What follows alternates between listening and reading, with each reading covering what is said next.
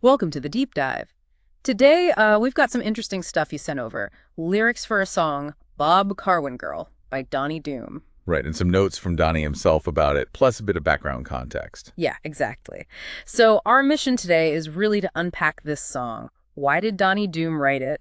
Especially about a woman who's like really into another local musician, this Bob Carwin guy. It seems like a dive into, songwriting itself, maybe the local scene down there in Menifee, California. And maybe, just maybe, a little bit of a friendly rivalry or something like that between these two. Could be. So we have Donnie Doom, the songwriter, and Bob Carwin, the subject, or at least the guy named in the title. And they're both connected to trop rock music. Trop rock. That immediately makes you think sunshine, beaches, maybe storytelling with a guitar. Yeah, laid back vibes. Okay, so the song itself, Bob Carwin Girl, what's the story it tells? Well, the narrator's in a bar, sees this woman, she catches his eye. Pretty standard start.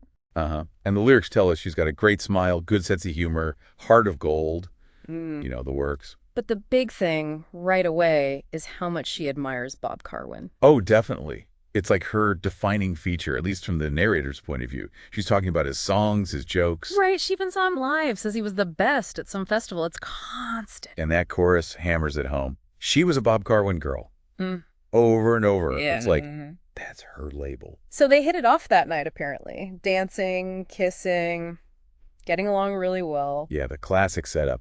Exchanging numbers, feeling like maybe this is something real. Totally. The bridge section really sells that hope, you know? We danced and we kissed and we had a good time. She said she liked me. It sounds like the start of a romance. I thought I had found the love of my life, even. He's all in. All in, yeah. But then, bam, the next verse just crushes it. Right, he tries to call her. And gets a message instead. She didn't just go home. Nope. She left with Bob Carwin after the show. Oof. So that final chorus. She broke my heart and left me cold. She was a Bob Carwin girl. It lands totally differently. It goes from maybe a cute description to, like, the reason it all fell apart.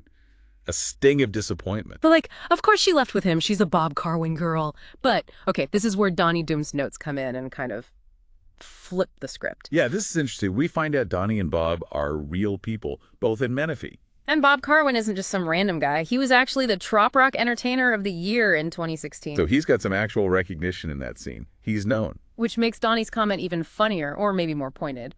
He says Bob Carwin is arguably the second best singer-songwriter in Menifee. Huh. What do you make of that? It sounds like a bit of a joke, right? But maybe. Yeah.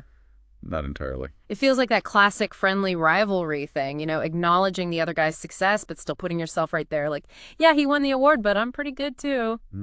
A bit cheeky. Definitely tongue-in-cheek. It doesn't sound like deep-seated bitterness. More like playful competition. It makes you wonder, right, about the dynamic between them. But then, the biggest twist. Go on. Donnie flat out writes, "Don't tell anyone. The song is a fictitious story." Wait, what? Fictitious? The whole thing? Apparently, the bar, the meeting, the dancing, the heartbreak, none of it actually happened like that. Okay, whoa. That changes everything about how we read the song. It's not autobiography. Not at all. So why write it? If it's fiction, why make up a story about losing out to this specific local musician, Bob Carwin?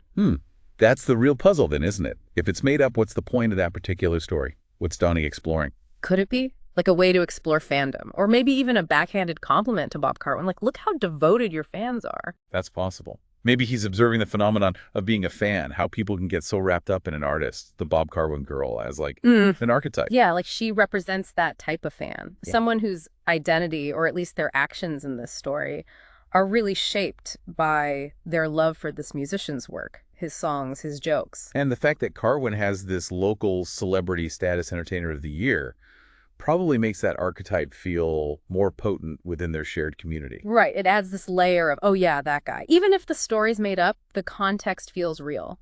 Imagine being interested in someone who's just completely starstruck by someone, maybe even compete with a little. Yeah, it taps into something relatable, even if fictionalized. That mix of admiration and maybe slight frustration. And think about the song's tone shift. It starts kind of light, fun, meeting someone new. The hopeful part. But ends on that really down note, the heartbreak. Maybe Donnie's playing with that contrast, setting up a typical romance plot and then pulling the rug out with the Bob Carwin ending. It's a clever narrative device, for sure. Using the real-life figure adds a specific kind of twist. Okay, so let's try and sum this up. We've got Bob Carwin Girl, a fictional song by Donnie Doom. Right. About a narrator meeting a woman who's a massive fan of Bob Carwin, a real musician from the same town, Menifee. They have a nice evening, seems promising, but she ends up leaving with Bob Carwin. Total heartbreak for the narrator. But Donnie's notes reveal it's all made up. Yeah. And they also tell us about Carwin's local award, Donnie's playful second-best comment, and this shared admiration for someone named Lisa. So the big question left hanging is, why this fictional story? What's Donnie really trying to say? Is it just like a creative writing exercise, using his local scene as a backdrop?